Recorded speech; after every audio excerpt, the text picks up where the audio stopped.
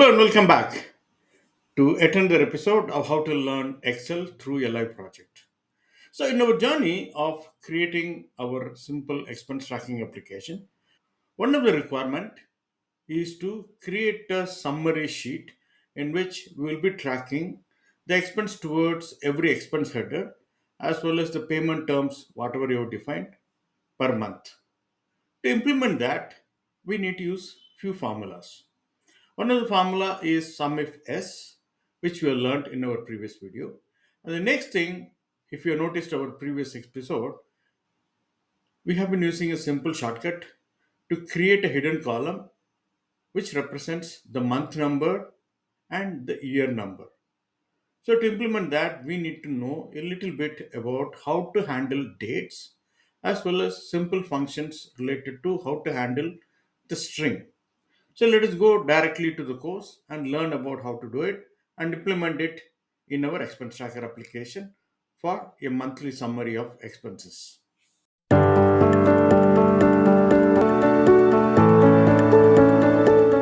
Let us open our Excel expense tracker applications to see what we are going to implement. If you look at this is a finished expense tracker application workbook. So the same thing, whatever we have implemented in this, we are going to learn how to implement in our live project too. So if you look at the expense head which we have defined as well as the payment mode what we have defined, what we are doing is from column 6 onwards. So we are creating a summary of all the expenses we have made per month towards each expense head what we have defined. And similarly in the payment mode, against each payment mode, we are defining what is the expense we have made per month. So how we are achieving it? So we are achieving it through using the SUMIFS formula to sum all the expenses we have done on this month, if it is January, this month, and what we have done for this particular expense head, and what is the amount we have spent. Similarly, for the payment mode, so we are doing the same thing, and in the SUMIFS formula, instead of using the expense head, we are using the payment mode. For both the things, to arrive at a summary for the month, we are using a hidden column called month year, that is a name I have given, in which we are arriving at a string value which is a combination of year number with a hyphen and a month number. For this, we are using formulas related to date as well as formulas related to string handling. Let us learn how we are doing step by step. In that course, we will also learn about how to use simple date related functions and how to use simple string related functions. Let us start with the basics of how to handle dates and how to handle strings. So, to arrive at a summary of the expenses per month, first thing what I'm going to do is I'm going to modify the payment mode and the expense head sheet to include the month and year number as columns. So let me just start with January 24 and then say February 24. And next, what I'm going to do is I'm going to select and drag it until December 24. Done. So since I have done this already here, let me copy this and paste the same thing in expense tracker also. So we have our basic structure ready for calculating the monthly expenses for each expense head as well as for each payment mode what we have defined. So how do you implement it? So we need to calculate, for example, if we need to calculate all the expenses we have made for January 24 and paid through cash, so we need to come to the expense tracker and first we need to figure out whether the expense what we have made here is made in January 2024. And then we need to calculate, see whether that payment is paid through cash or through some other payment mode. For that, first thing we need to learn how to find the month and year number, which we'll be using it as a hidden column here, and learn how to utilize that. Before that, let us learn some basics related to how to handle dates and how to manage simple string functions. Let us first learn that and then come back here. In Excel, date actually is a number. If I'm entering a date, that is my today's date, let me check. If I'm entering my today's date, that is 30th July 2024, and I just convert it into a number, so it gives a serial number called 45,503.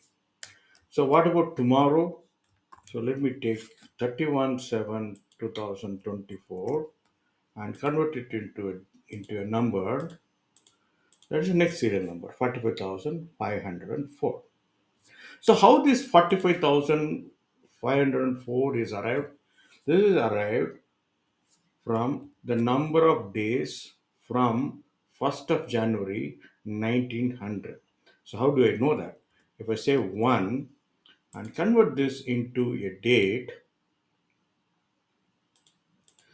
that is 1st of January 1900. So with this, we can do lot many things with dates, with date functions, what is available in Excel. So I just listed down the existing date related functions, date and time related functions in Excel, which comes to around 24 different functions which we can use. Out of which, let us see some minimal things, and then if needed we can have a separate episode for handling all the date related functions alone. Okay, so the first function is called today.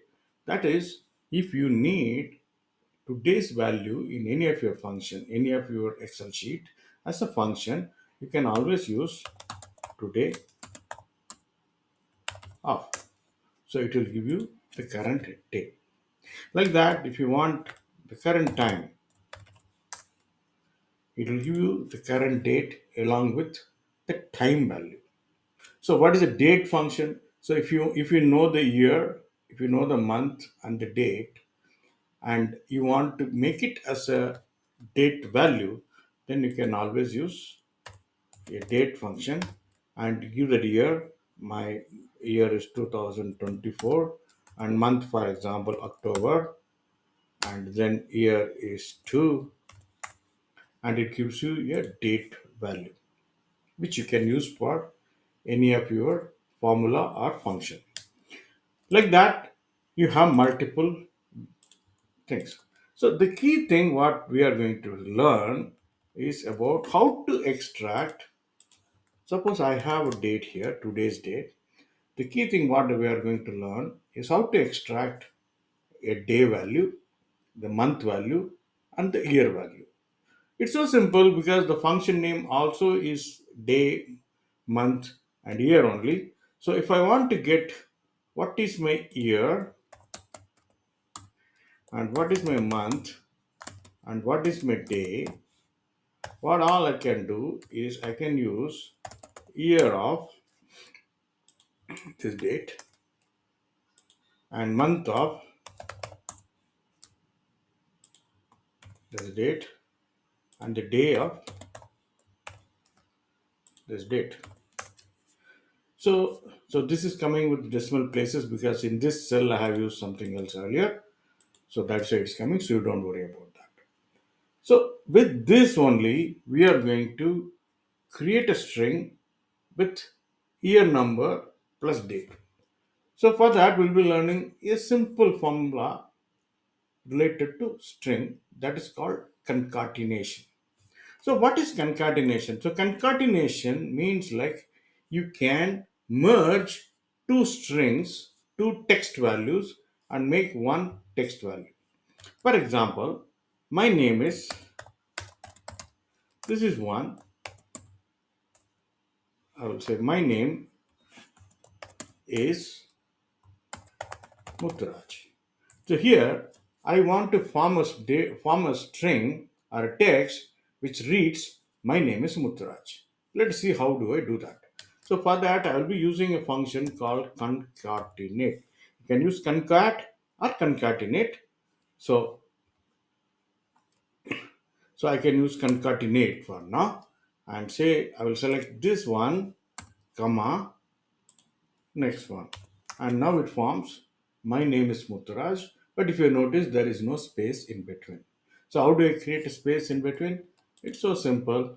I will say another comma and give a space within double quote and create it. So this is what is a concatenate function which we'll be using for our formula. So in the same manner, if I want to create for this date, I want to create a month, year hyphen month. What all I can do is concatenate. Inside that, you can use multiple function inside another function. Month of my date, comma. I want a hyphen here, and then year of this date. I close it. So it gives me a value with month hyphen year. But for our function, for our purpose, it is always better to start with year and then month. So how can I do it?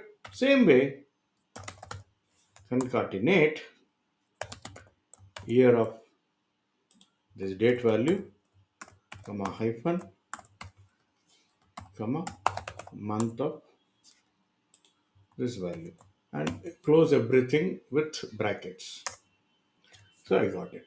So this is what I'm going to use in our expense tracking application for finding the summary. Now let us see how we can implement it in our expense tracker.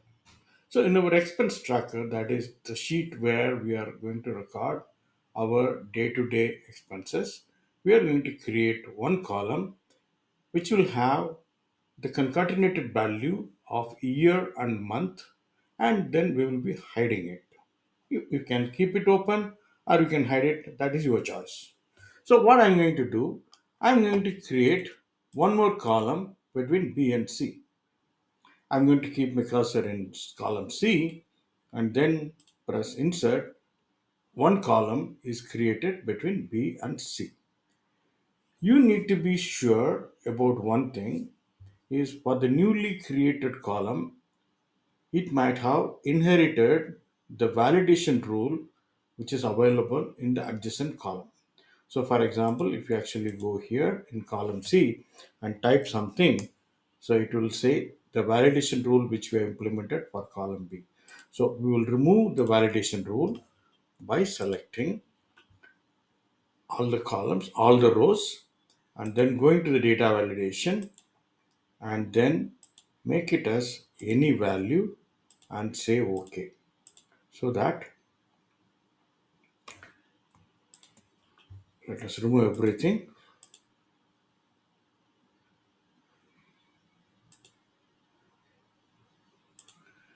Input message, alert message also is not required. Okay, so we have removed all the validations. So now I'm going to use the formula which we have learned today. So the first thing what we are going to do is we are going to use the concatenate function, and then next we are going to find the year of the transaction date, okay, comma, and then I'm going to give a hyphen, comma, month of the same transaction date and close everything. So you got the year number and the month number. So I can drag it for everything. So for these things, since it doesn't have a date, by default it will come as 1901. So how do we avoid it? So we can use the if condition once again. So what I am going to do, I say if this one is not equal to 0, then do this.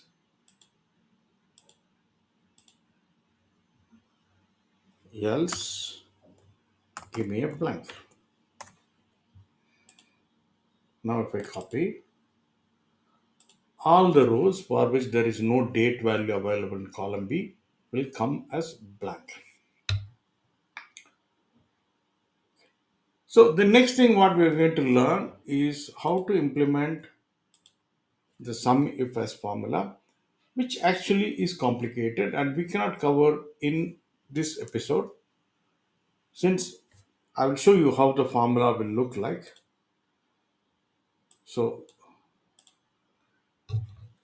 if I go here, this is how the formula will look like.